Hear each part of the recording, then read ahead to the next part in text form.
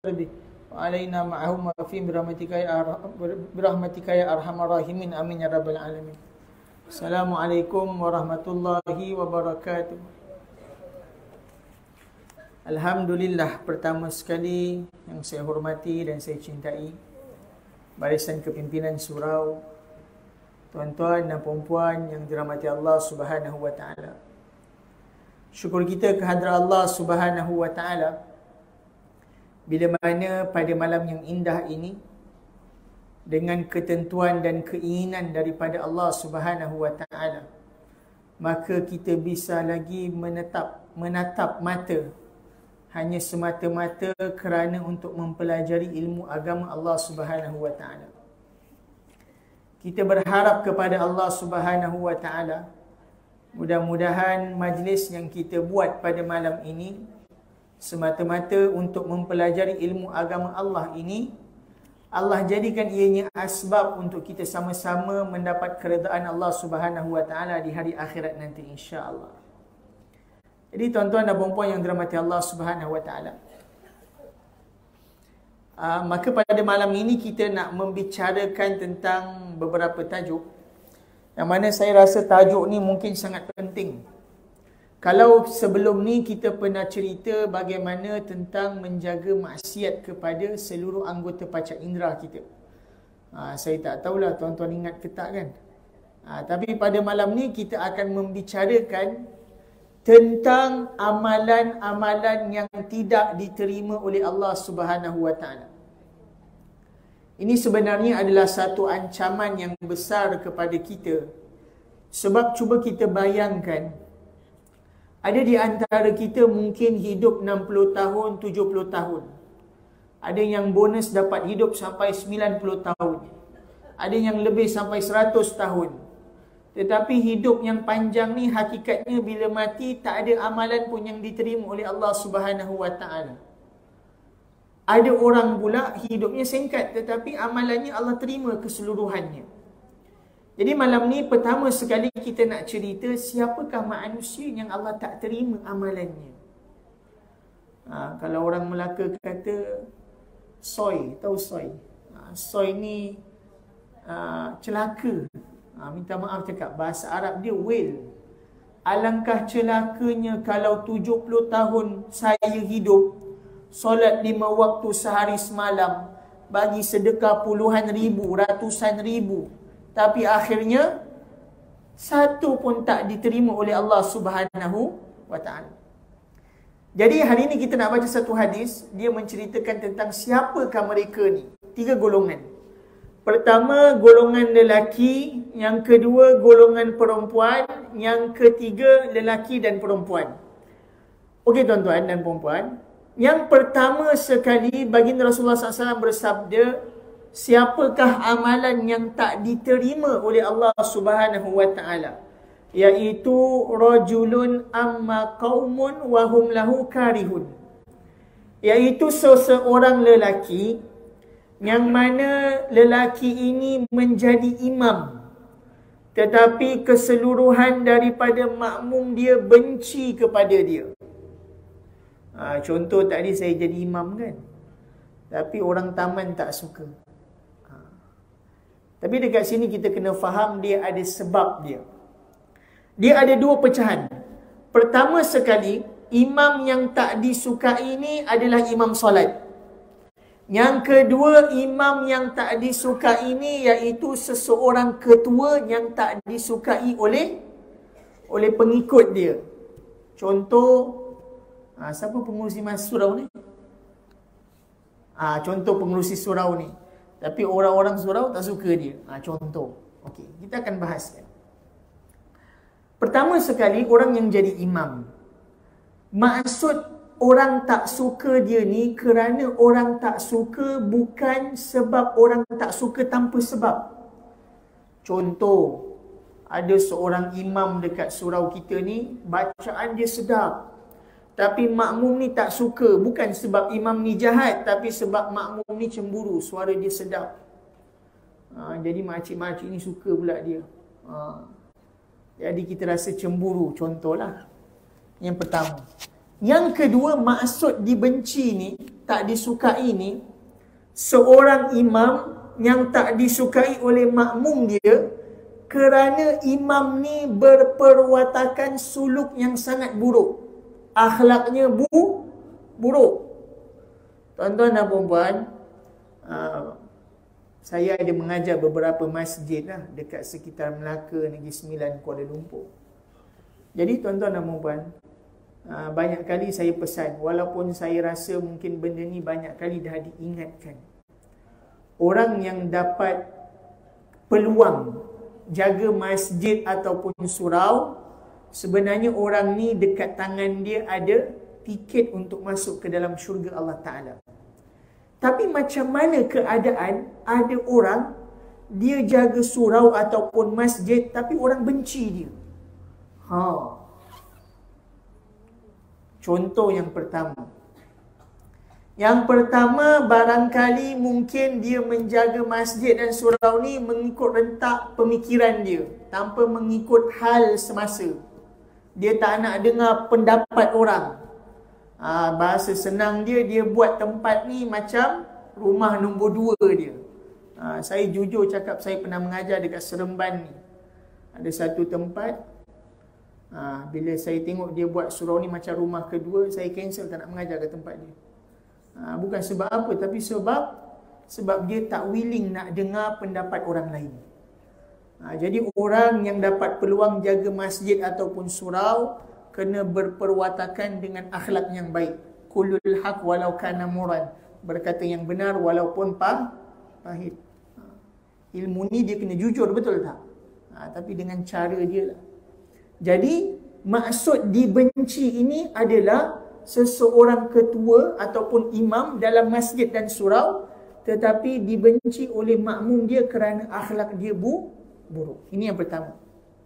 Yang kedua pula, pemimpin yang mana tidak membimbing pengikutnya dengan cara yang bagus. Ini umumlah. Kullukum ra'in wa kullu ra'in mas'ulin. Setiap daripada kamu ni adalah pemimpin, dan kamu akan ditanya dengan apa yang kamu pimpin. Contoh seorang bapa ni dia pimpin isteri dan anak. Biasa kita dengar anak ni memang lazimlah kena taat dengan bapa, betul tak? Tapi bapa jangan lupa, nanti di hari akhirat nanti si anak ni boleh tuntut kamu di hari akhirat bila mana kamu tak pimpin dia dengan cara yang baik. Ada 3.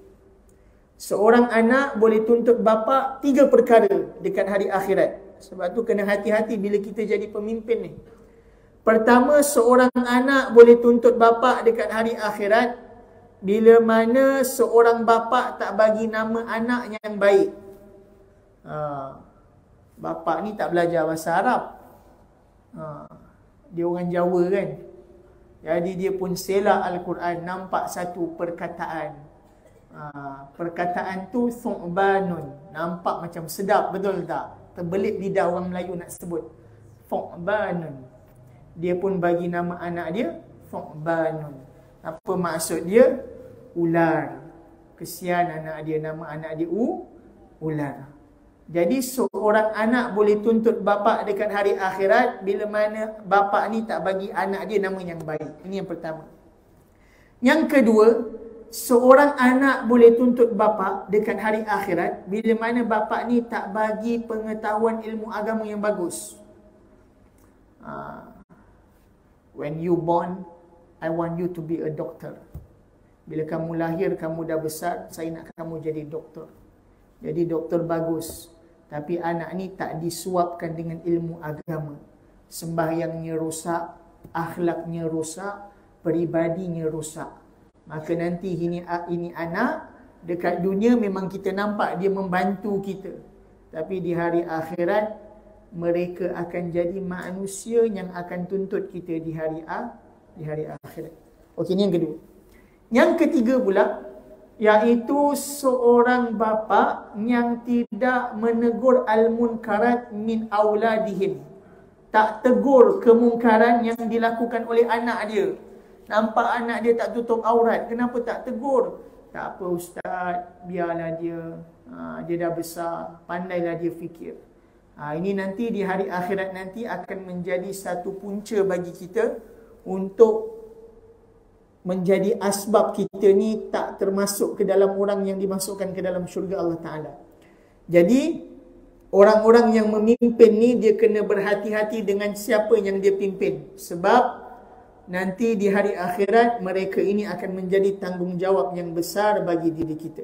Jadi ini yang pertama, iaitu rajulun amma qaumun wa hum lahu karihun, iaitu seseorang yang menjadi imam tetapi makmumnya benci kepada dia. Okey. Yang kedua pula, selain daripada itu, iaitu wa imra'atun batat wa zawjuha sakhitun 'alaiha.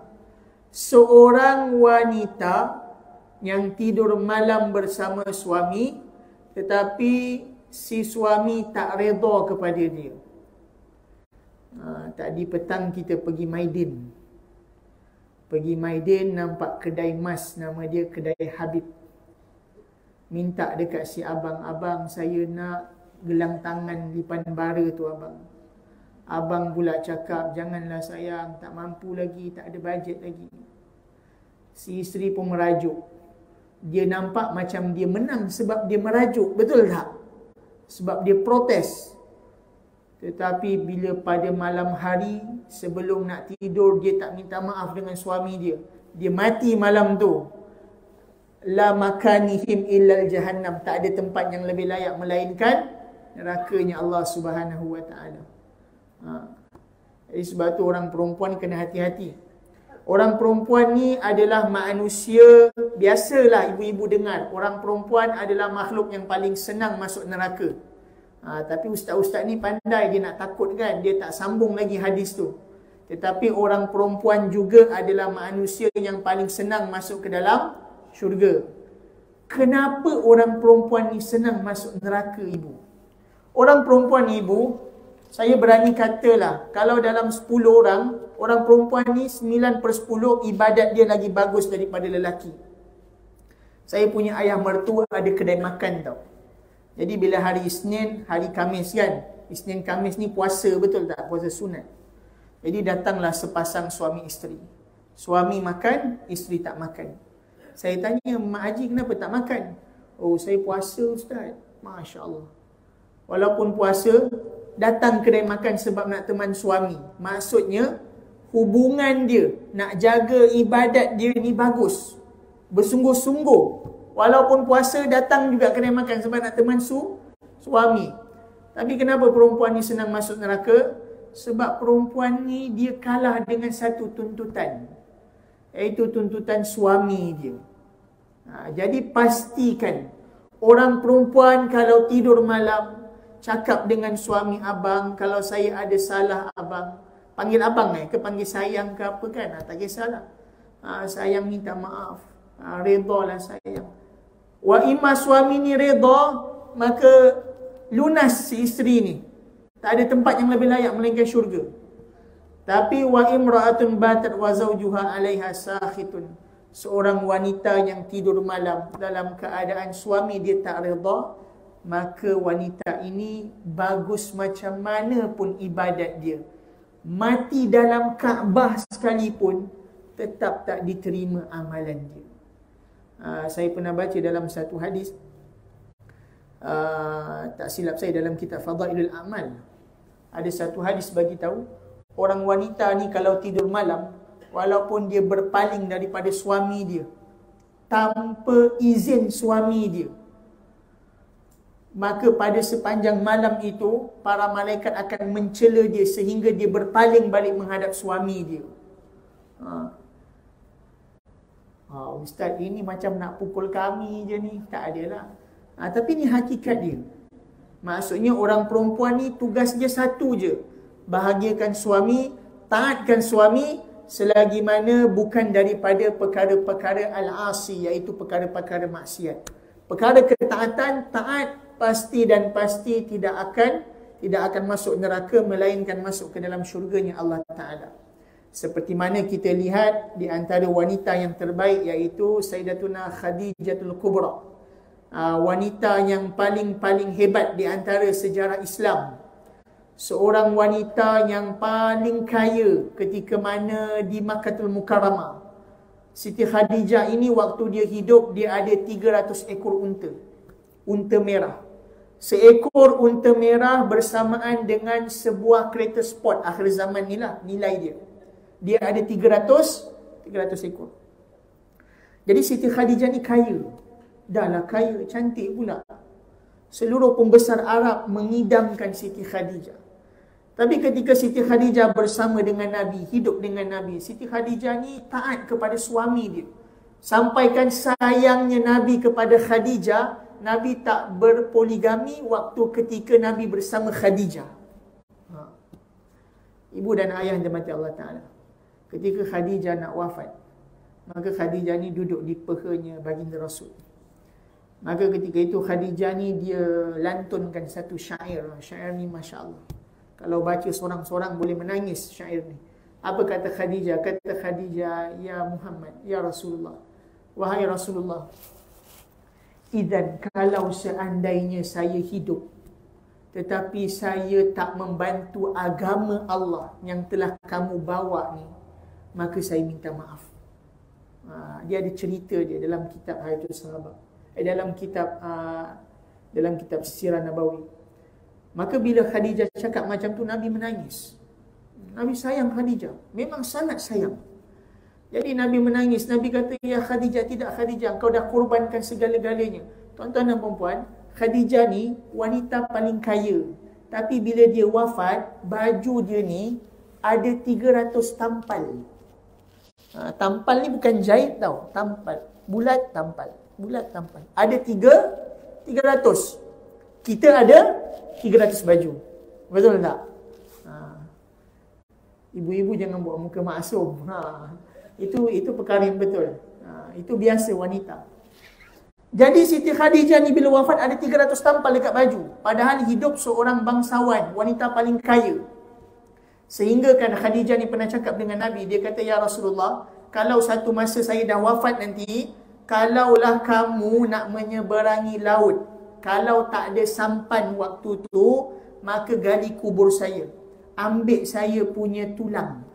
Gunakan tulang saya sebagai rakit untuk kamu melintasi laut. Tetap juga kata tak ada apa-apa. Sayang dan taatnya Khadijah kepada baginda Rasulullah SAW. Sampaikan Khadijah ni Allah muliakan dia. Bukan kata jamin masuk syurga. Bukan kata dapat fadilat macam ni, tak. Tapi Allah sampaikan salam kepada Khadijah.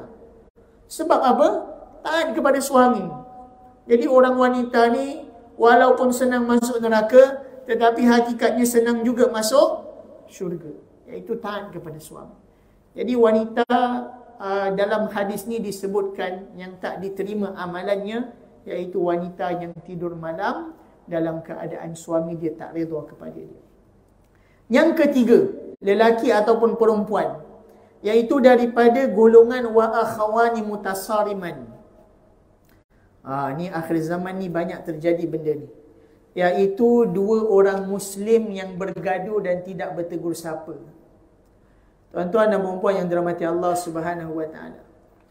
Hari ini kalau tuan-tuan nak tahu, pergaduhan ni adalah satu musibah.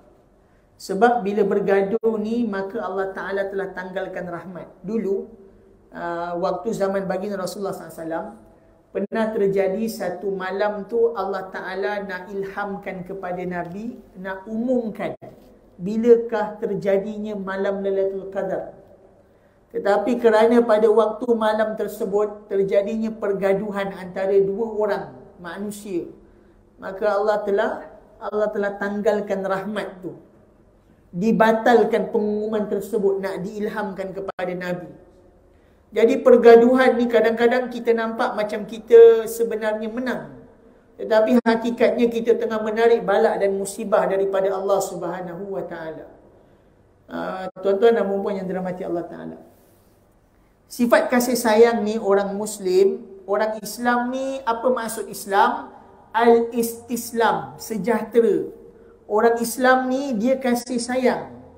Nabi dulu pergi berdakwah, 30% sahaja daripada dakwah Nabi bil lisan, dengan perkataan. Tetapi 70% dakwah Nabi adalah dengan suluk, mahabbah, dengan adab kasih sayang. Macam mana pendeta Yahudi tua boleh masuk Islam? Kerana Nabi tunjuk kasih sayang. Macam mana Mus'ab boleh masuk Islam? Kerana kasih sayang. Macam mana Sayyidina Umar Al-Khattab, manusia di antara manusia yang paling digeruni. Sayyidina Umar ni besar. Kalau dia tampar kita satu kali, tidur tak bangun. Besarnya Sayyidina Umar ni, disebut dalam kitab Hayatus Sahabah, kalau dia nak naik kuda, orang Melayu nak naik kuda kena panjat, betul tak? Sayyidina Umar ni kalau nak naik kuda, dia angkat kaki je. Tapi hatinya boleh cair dengan Nabi, masuk Islam kerana kasih sayang. Jadi orang Islam ni mulia dengan kasih sayang. Tapi akhir zaman hari ini, berapa banyak orang yang bergaduh hanya semata-mata nak melunaskan nafsu mereka. Bukan kerana benda yang hak. Kalau pertahankan agama tu cerita lain. Sebab apa yang tak bergaduh? Mana boleh dia tengok girlfriend saya? Ya salam. Sebab apa yang tak bergaduh? Oh mana boleh dia macam ni macam ni. Jadi pergaduhan ni nampak macam kita tengah membela diri kita. Tapi sebenarnya perasaan ego ni sedang memakan amalan kita. Menanggalkan rahmat Allah daripada kita. Tuan-tuan dan puan-puan yang dirahmati Allah. Bila mana rahmat Allah ni pada satu tempat, bila mana rahmat Allah ni khususiat kepada kita, maka kita berada pada pandangan keredaan Allah. Kalau Allah tengok kita, Allah tengok ni bukan macam saya tengok ibu, tak. Laisa kamisli syai', tak sama Allah dengan kita. Maksud Allah tengok ni, maksudnya kita ni dalam penjagaan Allah. Bila mana kita dalam rahmat Allah, maka orang ni orang yang berpotensi dapat redha Allah. Tapi kalaulah Allah tak tengok, macam mana nak dapat redha, betul tak? Jadi sebab tu hari ini kalau boleh elakkan pergaduhan. Kalaulah saya, tuan-tuan dan puan-puan, ada tersilap faham, salah kata dengan orang, bergaduh dengan orang, benda yang kecil, bergaduh sebab cakap belakang ke, mengumpat ke kan. Ini semua perkara-perkara yang merosakkan ibadat. Macam saya cakap tadi, kalau mati dalam Kaabah sekalipun, tetap tak masuk syurga. Jadi sebab itu, tiga golongan inilah di antara golongan besar yang disebut oleh baginda Rasulullah SAW, iaitu antara manusia yang mana Allah Ta'ala tak terima amalan mereka. Walaupun mereka ini ibadatnya bagus, walaupun dia sujud sampai lekuk batu sekalipun, tetap mereka ini tak diterima ibadatnya oleh Allah Subhanahu wa Ta'ala. Jadi tuan-tuan dan puan-puan yang dirahmati Allah Ta'ala,